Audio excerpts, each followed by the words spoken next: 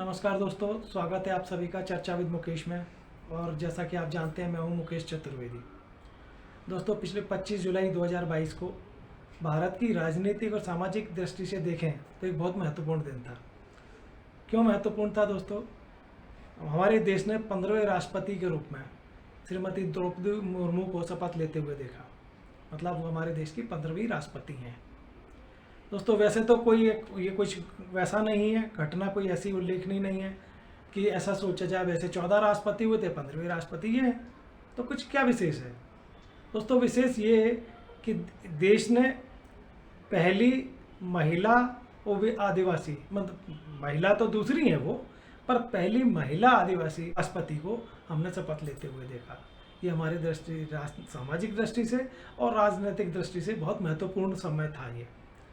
तो दोस्तों, राष्ट्रपति बनने तक का सफ़र, यानी दीदी से श्रीमती द्रौपदी मुर्मू का एक आदिवासी घर से लेकर राष्ट्रपति भवन पहुंचने तक का जो सफ़र रहा है, अपन उसके बारे में एक चर्चा करते हैं।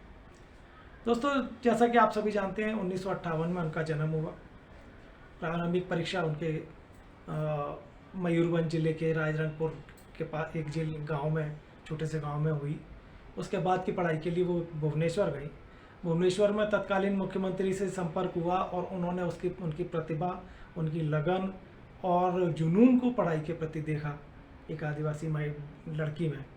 तो उन्होंने उनकी मदद की और उनको एक आदिवासी हॉस्टल, महिला हॉस्टल में उनको गर्ल्स हॉस्टल में उनको जगह दिलवाई, जगह मिली और उन्होंने वहाँ से अपनी पढ़ाई की और रमा देवी महाविद्यालय से उन्होंने ग्रेजुएशन किया भुवनेश्वर के।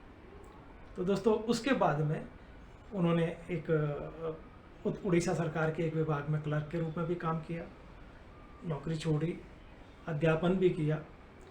दोस्तों, 1997 में उन्होंने राजनीति में कदम रखा और एक पंचायत परिषद के वार्ड मेंबर के रूप में, सदस्य के रूप में, पार्षद जिसको अपन बोलते हैं, पार्षद के रूप में उन्होंने काम किया।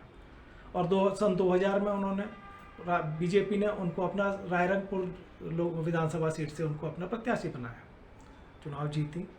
2002 में नवीन पटनायक, उस समय 2002 के बाद में दोस्तों, अगर आपको ध्यान हो तो भारतीय जनता पार्टी का और बीजू जनता दल का अलायंस था। बीजू जनता दल की और भारतीय जनता पार्टी की सरकार थी, जिसमें वो 2002 में स्वतंत्र प्रभार की राज्य मंत्री बनाई गई। 2004 में फिर से चुनाव हुए, फिर से रायरंगपुर विधानसभा सीट से वो जीती। 2009 का चुनाव फिर से लड़ा उन्होंने, लेकिन वो चुनाव हार गई वहीं रायरंगपुर सीट से। और 2009 से जो 14 तक का जो समय था, वो जो उनकी लाइफ का जो सबसे संघर्षमय समय था, उसमें उन्होंने अपने 2 बेटों को खोया, पति को खोया, माँ को खोया, भाई को खोया। इतने सारे शौक झेलने के बाद उन्होंने अध्यात्म का सहारा लिया, उससे उभरी, शौक से उभरी और 2015 में भारतीय जनता पार्टी ने उनको झारखंड राज्य की पहली महिला राज्यपाल के रूप में, वो भी आदिवासी महिला राज्यपाल के रूप में उनको मनोनीत किया और 2021 तक उनका कार्यकाल रहा, वो वहाँ की राज्यपाल रही। और 2022 में दोस्तों, जैसा कि आप सभी जानते हैं, राष्ट्रपति का चुनाव होना था।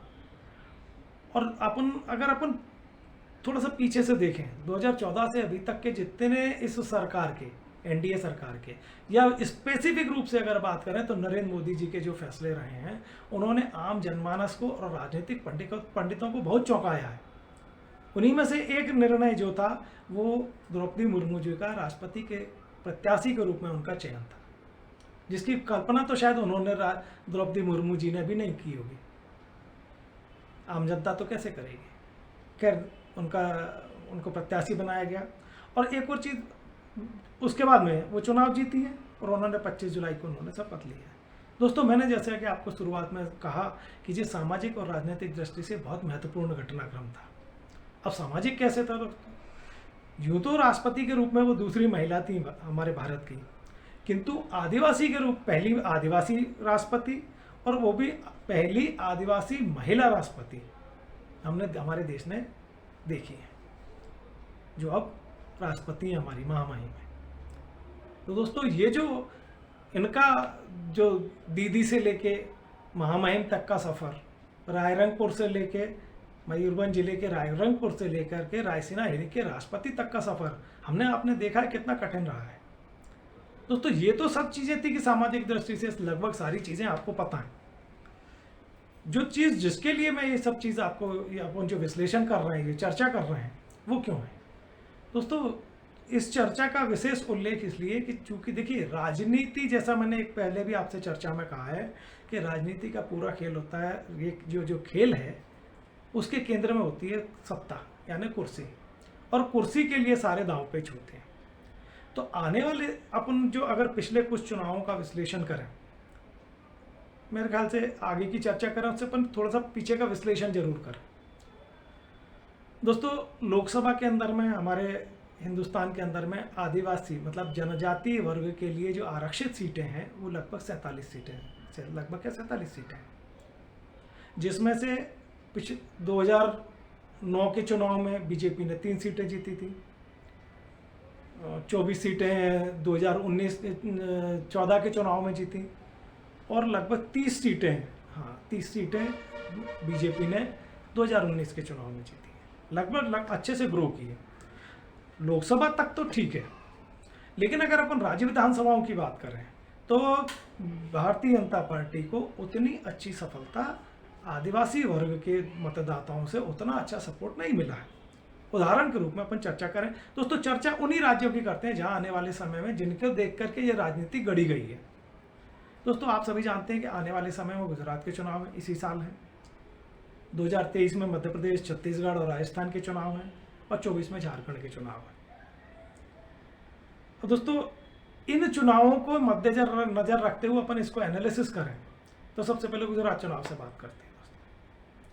गुजरात में लगभग दोस्तों 15% के लगभग में आदिवासी मतदाता हैं, जनजाति वर्ग के मतदाता, और अगर अपन सीटों का विश्लेषण करें तो 182 में से 27 सीटें आरक्षित हैं जनजाति वर्ग के लिए, और अपन पिछले चुनाव की बात करें तो उसमें से 9 सीटें बीजेपी ने जीती थी, 27 में से 9, समझ लीजिएगा। मैंडेट मिला बीजेपी को, लेकिन जो आदिवासी बेल्ट थी उसमें उनको उतनी अच्छी सफलता नहीं मिली। ऐसे ही अब 3 चुनाव 24-23 में होंगे तो उनका देखें, अगर मध्य प्रदेश की बात करें तो 21% जनजातीय मतदाता हैं, 47 सीटें हैं, लेकिन बीजेपी ने जीती 9 थी। आज की उपचुनाव मिला के आज की तारीख में उनके पास 16 सीटें हैं, 47 में से 16 सीटें हैं। इसी प्रकार अगर छत्तीसगढ़ की बात करें तो छत्तीसगढ़ में 31% मतदाता जनजातीय वर्ग से हैं, और उनकी 90 सीटों में से 90 में से शायद 29 सीटें जो हैं वो जनजाति वर्ग के लिए आरक्षित हैं। बीजेपी को केवल 3 सीटें मिली हैं। आप बात करें राजस्थान की, जिनमें अगले साल चुनाव होना है, तो वहाँ पर भी वही स्थिति है कि 200 सीट में से 25 सीटें एसटी वर्ग के लिए आरक्षित हैं और बीजेपी को 8 सीटें मिली हैं। अगर आप इन सब का उदाहरण, अगर अपन इनका एनालिसिस करें जो आने वाले हाल फिलहाल के जो चुनाव हैं उनका, तो आप देख रहे हैं कि आदिवासी वर्ग में यहाँ पे भारतीय जनता कई राज्यों में, जैसे मध्य प्रदेश में, गुजरात में उनकी सरकार है, छत्तीसगढ़ में बहुत बुरी तरह से डिफीट हुई थी 2017 के चुनाव में, राजस्थान में नेक टू नेक फाइट थी लेकिन बीजेपी को मैंडेट नहीं मिला, जीती कांग्रेस थी, बीजेपी को केवल 8 सीटें मिली। आप अगर हम इन सब चीज़ों को देख रहे हैं तो क्या देख रहे हैं कि बाकी मतदाताओं के अपेक्षा भारतीय जनता पार्टी को आदिवासी वर्ग का जो मतदाता है वो विधानसभा में, चुनाव राज्यों में सपोर्ट नहीं कर रहा है।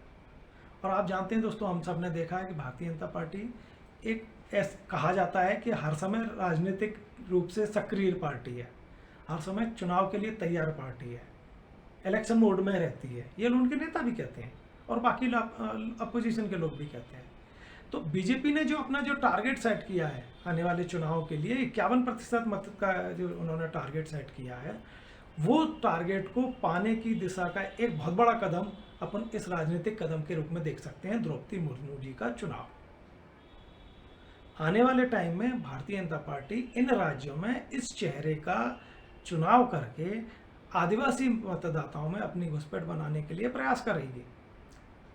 ये मेरा विश्लेषण है, ये मेरा मानना है। क्या होगा नहीं होगा ये तो आने वाले चुनाव बताएंगे और देश की जनता और राज्यों की जनता तय करेगी। परंतु ये जो मेरा विश्लेषण था वो इस ढंग से। दोस्तों, राजनीतिक चर्चा के रूप में मैं आपसे एक बात कर रहा हूँ। अपन ने चूंकि बात की राजनीति की दृष्टि से भारतीय जनता पार्टी ने क्या क्या किस ढंग से ये जो गणित सेट की है, तो चुनाव में बाकी की पार्टियां क्यों पीछे रह रही हैं, भारतीय जनता पार्टी क्यों फ्रंट फुट पे लीड करती है, क्यों अपने जो विरोधियों हैं उनके ऊपर में हावी रहती है, इसके ऊपर में मेरा एक चर्चा करने का मन है, जिसकी चर्चा मैं आज नहीं फिर कभी जब मुझे मौका मिलेगा आपके सामने जरूर चर्चा करूँगा। आपको ये मेरा प्रयास कैसा लगा दोस्तों? अच्छा लगा हो लाइक करें, चैनल अच्छा, आपको वीडियोस अच्छे लग रहे हो, चैनल अच्छा लग रहा हो तो सब्सक्राइब करें, और जब सब्सक्राइब करें तो दोस्तों बेल आइकन जरूर